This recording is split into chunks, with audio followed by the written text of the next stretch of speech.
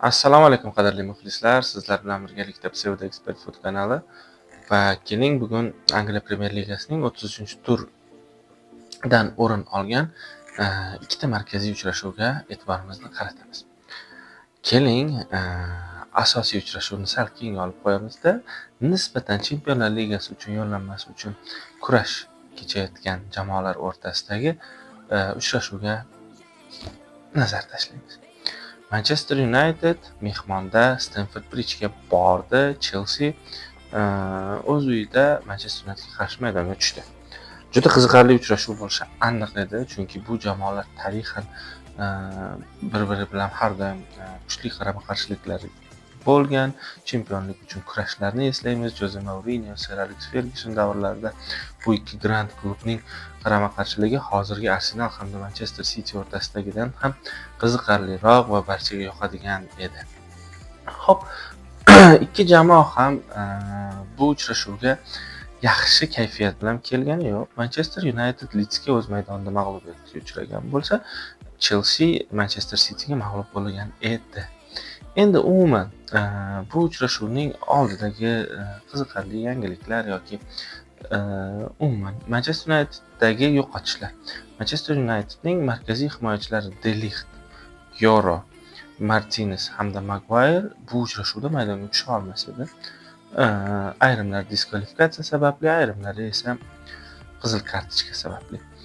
Xo'p, endi Manchester United'ning himoya chizig'ini tarkiblari e'lon qilinganini ko'rganimizda, bu Hewen juda ham yosh o'yinchi, Arsenaldan kelgan. Mazraoui qanot himoyachisi, markaziy himoyachi rolida. Dalot hamda Shaw. Xo'p, ikki qanotda o'zgarish yo'q, ammo maydon markazi umuman asosiy tarkib o'yinchilari bo'lmaganlardan tashkil topgan edi. Maydon markazida Ugarte maydonga tushmadi, Maynu hamda Kazimiro va o'tgan uchrashuvda Leeds bilan uchrashuvdagi farq Maynu hamda Ugarte o'rtasidagi farq yaqqol ko'zga tashlandi. To'g'ri, Leeds bilan uchrashuvda Ugarte ayrim vaziyatlarda to'pni olib qo'ygan bo'lishi mumkin, yaxshi harakat qilgan bo'lishi mumkin ko'rinishidan, lekin Maynuning qilayotgan ishlari taqqoslab bo'lmaydi. Ugarte bilan birgalikda. Maynu aynan himoya chizig'ini hujum bilan bog'lab berdi bu uchrashuvda. Juda ham ko'p vaziyatlarda orqagacha qaytib to'pni olib Kazimiroga uzatadi. Kazimiro esa keyin Bruno Fernandesga yoki boshqa hujumkor o'yinchilarga. Va bu vaziyatda Maynuning harakatlari juda muhim rol o'ynadi bu uchrashuvda ham.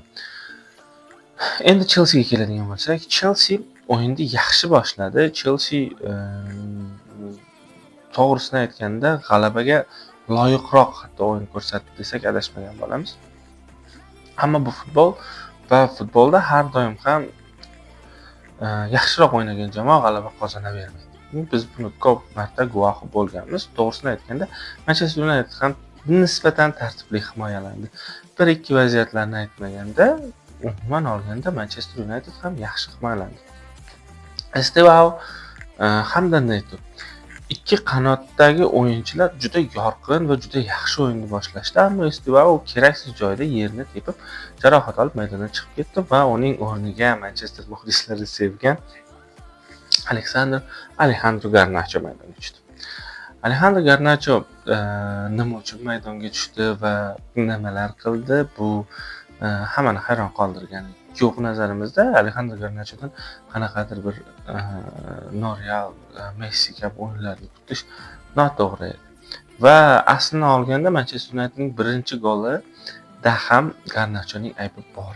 Bruno Fernandesning ortidan bormadi va Bruno Fernandesning 18-golli uzatmasiga sababchi bo'ldi.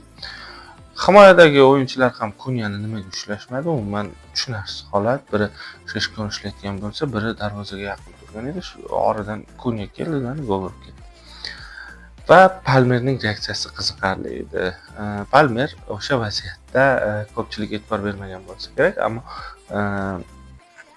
birdaniga Garnachoga nimaga bunaqa o'yin ko'rsatyapsan deb bordi. Garnacho ketganidan Manchester muxlislari juda ham xursand bo'lishdi va uni maydonda hushtakbozliklar bilan uning ustidan kulib kuzatib qo'yishdi. Endi yana bir Chelsea o'yinchisi bo'lgan Mason Mount uchrashuvdan so'ng Chelsea muxlislariga qarata jim bo'linglar degan ishora bilan yuzlandi. To'g'risini aytganda bu Chelseaga nisbatan bo'lgan hurmatsizlik, ammo Chelsea muxlislari ham o'z tarbiyalanuvchisini bunaqa kutib olishi ham noto'g'ri edi aslida. Xo'p, nima bo'lganda ham kimnidir aybdor yoki haq nohaq degan so'zlarga bormoqchi emas. Biz ikki tomondan ham xunuk harakatlar amalga oshirildi o'sha vaziyatda. Turnir jadvaliga nazar tashlasak, endi Manchester United o'zini juda ham yaxshi his qiladi nazarimizda va bu uchrashuvdan keyingi g'alaba bilan o'ziga Chempionlar Ligasi yo'llanmasini kafolatladi desak ham xato bo'lmaydi. Endi Chelseada esa vaziyat qanday? Chelsea Aston Villa g'alaba qozondi, Liverpool ham o'z derbisida g'alaba qozondi va Chelseaning holati yanada og'irlashdi. Endi Chelseaning umidi qolgan 5 ta uchrashuvda g'alaba qozonish, bu asosiy vazifa va qolgan jamoalarning o'yiniga bog'liq bo'lib qoladigan bo'ldi. Bu eng yomon tomoni. Balkim Aston Villa Yevropa Ligasida g'alaba qozonsa agar Chelsea 6-o'rin bilan ham Chempionlar Ligasiga chiqishi mumkin, lekin 6-o'rin uchun ham bahs juda qizg'in kechmoqda, chunki ortda Brentford bor, Everton bor, Brighton bor, Brighton ham hatto yetib kelmoqda. Xo'p, uchrashuv umuman Chelsea ustunligi ostida o'tdi. Manchester United ikkinchi bo'limda qarshi hujumlarga qochishga harakat qildi, ammo ikki tomon ham ikkinchi bo'limda gol kirita olmadi. Chelsea 2 marotaba darvoza to'sinini nishonga oldi va uchrashuv shu tarzda yakunlandi. Manchester United g'alabasi bilan barcha Manchester United muxlislarini tabriklab qolamiz. Chelsea muxlislari esa umid qilamizki, Chelsea muxlislari ham shu tarzda xursand bo'lishni boshlaydi. Ayniqsa Chelseaning eng mashhur muxlisi amaki, hammamiz ko'rganmiz, menimcha Instagram ijtimoiy tarmoqlarida hatto o'sha mag'lubiyatdan keyin ham bunisi kuniga video joylatdilar. Qanday so'zlar bilan chiqdi? O'sha kuni deyapti, video joylashga kayfiyatim bo'lgan. Shuning uchun mana bugun men chiqayapman va Manchester United muxlislarini men va o'zimning eng yaqin do'stlarimdan biri bo'lgan, mening obunachim bo'lgan do'stimni, Manchester United muxlisini g'alaba bilan tabriklayman. Va biz mana shunday ikki jamoa o'rtasidagi, muxlislar o'rtasidagi do'stona munosabatlarga ko'p guvoh bo'lyapmiz. Ijtimoiy tarmoqlarda ham, hamma joyda Chelsea hamda Manchester United muxlislari azaliy raqib bo'lishidan qaramay muxlislari bir-birini hurmat qiladi. Ikki jamoa ham bir-birini hurmat qiladigandek nazarimizda. Bu juda ham yaxshi. Va futbol shunaqa bo'lishi kerak, o'zi aslida hurmat asosida qurilgan bo'lishi kerak. Xo'p, bu mavzuni yopamiz va turning eng markaziy chempionlik o'yini. Chempionlik o'yini desak ham bo'ladi nazarimizda. Chunki Arsenalning muammolari ko'payib bormoqda, City esa o'zining yuqori formasiga chiqib bormoqda. O'yin qanday kechdi? O'yinga to'xtaladigan bo'lsak, birinchi o'rinda Manchester Cityda o'zgarishlar yo'q edi. Arsenalda Edigor paydo bo'ldi maydonda va nima uchun Edigor paydo bo'ldi? To'g'risini aytganda tushunmadim. Bundan ko'ra Ezini o'sha pozitsiyada o'ynatib, Martinellini maydonga tushirgan yaxshi edi. Xo'p, o'yin boshlanishi bilan kutilganidek City ustunlik bilan boshladi o'yinda. City ustunlik qildi va birinchi vaziyatda Sherkining zarbasidan keyin Gabrielga to'p tegib darvoza to'siniga tekkan bo'lsa, tishtangaga tekkan bo'lsa, ikkinchi marotaba o'sha Sherkining urinishidan Sherki 4 o'yinchini aldab o'tdi-da o'zi ham. Eng qizig'i qarang kimlarni? Rice, Salibaning oyog'i ostida Gabriel va yana Inkapie 4 o'yinchini aldab o'tdi. Bu eng qizig'i Arsenalning jarima maydoni ichida bo'lyapti. Va kimsan eng kuchli himoyaga ega jamoaga qarshi bunday gol urish Sherkini yanada qanaqa darajadagi futbolchi ekanligini, bizga o'yinchi ekanligini bizga ko'rsatdi. aslini olib aytganda Sherkining o'yini mavsum boshida unchalik ochilgani yo'q edi va mavsum yakuniga kelib Gvardiola uni qanday o'ynatishga urgandi nazarimizda. Bu yerda Sherkining talanti, hammasi to'g'ri bor narsa, ammo uni to'g'ri ishlata oladigan Gvardiolaga ham qolish kerak baribir. Gvardiola endi mana ketaman, endi o'sha murabbiylik darajasini yana cho'qqisiga chiqa olmasligi mumkin deb o'ylagan paytimizda regressdan yana progress tomonga harakatlari boshladi. To'g'risini tan olish kerak. Endi birinchi gol shu tarzda kiritildi. Undan keyin Arsenal tan olish kerak, Arsenal pressingda yaxshi o'ynadi. Ammo xavfli vaziyatlar yaratishda jamoa muammolari yetarlicha edi. Endi qiziqarli Arsenalning goliga Pep Guardiolaning reaksiyasi va jurnalistlarga bergan intervyusida u Donnarumani ayblash o'rniga Xusa o'sha vaziyatda Havertzga nisbatan bosim qilish kerak edi, Havertzni ushlab turish kerak edi degan gaplarni aytgan. To'g'ri, u yerda tushunmadik to'g'risini aytganda, qanday qilib Xusanov to'psiz harakatlanayotgan va to'p to'g'ri Donnarumaga ketayotgan vaziyatda Havertzni ushlashga harakat qilish kerakligini tushunmadik. Sal kechroq reaksiya qildi Xusanov. Ammo shu gaplar bilan bu golga o'z reaksiyasini bildirdi. Aslo umuman Donnarumma haqida gapirgani yo'q va men o'sha vaziyatda aynan Xusanovni aybladi. Aybladi deyish noto'g'ri, o'sha vaziyatda Xusanov Havertzni ushlash kerak desak, menimcha to'g'riroq bo'ladi. Xo'p, shu tarzda birinchi bo'lim yakunlandi. Jamoalar City nisbatan yaxshiroq o'yin ko'rsatdi. Tan olish kerak. Ikkinchi bo'lim boshlandi va kutilgandek ikkinchi bo'limda City yanada kuchliroq o'ynadi va yanada bosimni oshirdi. Endi keling, City tarkibida bu mavsumda ko'pchilik hozir Sherki eng zo'r yoki boshqa deyish mumkin, ammo mavsumning ikkinchi yarmining eng zo'r o'yinchisi bu O'Reilly. O'Reilly hujumda ham zo'r o'ynamoqda, hatto himoyada ham u yaxshi o'ynayapti.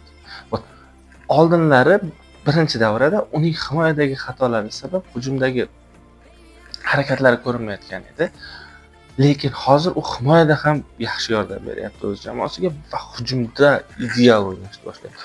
Uning ochilishlari, uning to'pni his qilishi, uning uzatmalari barchasi yuqori darajada va aynan O'Reilly tomonidan boshlangan hujumlarga o'sha vaziyatda O'Reillyning atrofidagi maydonni ko'rib men hayron qoldim.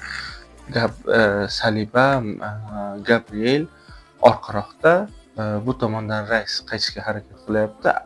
O'Reillyda kilometr atrofda birorta qarshilik qiladigan o'yinchi yo'q edi.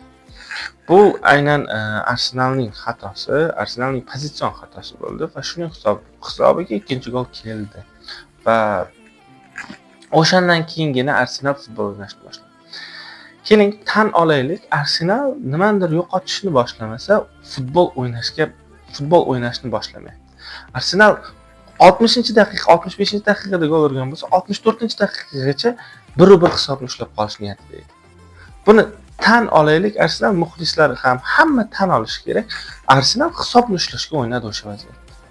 Lekin aslida u gol urish kerak edi, chempionlik uchun harakat qilish kerak edi. Sen butun 22 yildan beri kutib turibdi muxlislar jamoaning g'alaba qozonishini. Jamoa negadir himoya. Endi buni tushunish qiyin, balkim City ham zo'r o'ynagandir, lekin biz ko'rdik-ku Arsenal qanday futbol o'ynash mumkin. O'sha 25 daqiqada Arsenal juda yaxshi futbol o'ynadi va yetarlicha vaziyatlarga ega bo'ldi. Omad yetishmadi va shuning hisobiga jamoa g'alaba qozona oldi. Lekin o'sha 25 daqiqalik vaziyat bilan o'sha 65 daqiqadagi Arsenal ikki xil jamoa. Arsenal qo'rqib o'ynadi. Arsenal gol o'tkazmaguncha nimagadir bormadi. Xo'p, uchrashuv yakunlandi. City zaxirasida bitta o'yin Crystal Palace'ga qarshi Burnley bilan chorshanba kuni o'z o'yinini o'tkazadi va katta ehtimol bilan hech narsadan umid qilmayotgan Burnley ustidan g'alaba qozonsa, jamoa birinchi o'ringa ko'tarilib oladi. To'plar nisbati bo'yicha oradagi farq bitta gol. Cityning ikkita golli farqli g'alabasi Cityni birinchi o'ringa ko'tarib qo'yadi. Arsenal esa yana bahor keldi deb boshladi nazarimizda. Ko'p podkastlarda e'tibor berganmiz. Alisher Uzoqov aprelda Arsenal o'z o'yinini ko'rsatadi. Arteta qanaqa o'ynashini o'zi ko'rsatadi degan edi. Va aynan eslasangiz agar birinchi davradagi Chelsea bilan bahsda bir kishi ko'p bo'lib ham g'alaba qozona olmagan edi Arsenal. O'sha vaziyatda yo'qotilgan ochkolar o'sha aprelda kerak bo'ladi degan edi. Va to'g'ri aytgan ekan. O'sha vaziyatda men ham ishonmagan edim, to'g'risini aytganda. Ammo rostdan ham Arsenalga o'sha ochkolar juda kerak bo'lyapti hozir.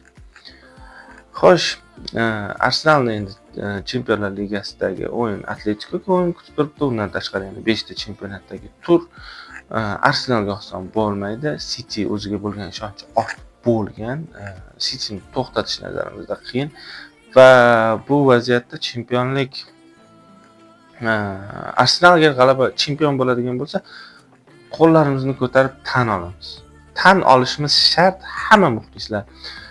Ammo bunga ishonish endi negadir qiyin bo'lmoqda. Chunki jamoa allaqachon 10 ochkolik farqni yo'q qilib bo'ldi-da. Endi unaqa bo'lmasligi kerak. Bir oy ichida 4 ta mag'lubiyat, butun mavsum davomida umuman mag'lubiyatga uchramagan jamoa 1 oy ichida 4 ta mag'lubiyatga uchramoqda. G'alati, juda g'alati nima uchun Arsenal bunaqa o'yin ko'rsatayotganligi. Xo'p, ko'rsatuvimiz so'ngida sizlarga aytadigan narsamiz bizning Telegram kanalimiz Pseudo Expert Food kanaliga obuna bo'lib qo'yishingizni so'raymiz. Ushbu video ostida like bosishingizni va izohlar qolishingizni so'rab qolamiz. Xayr, salomat bo'ling.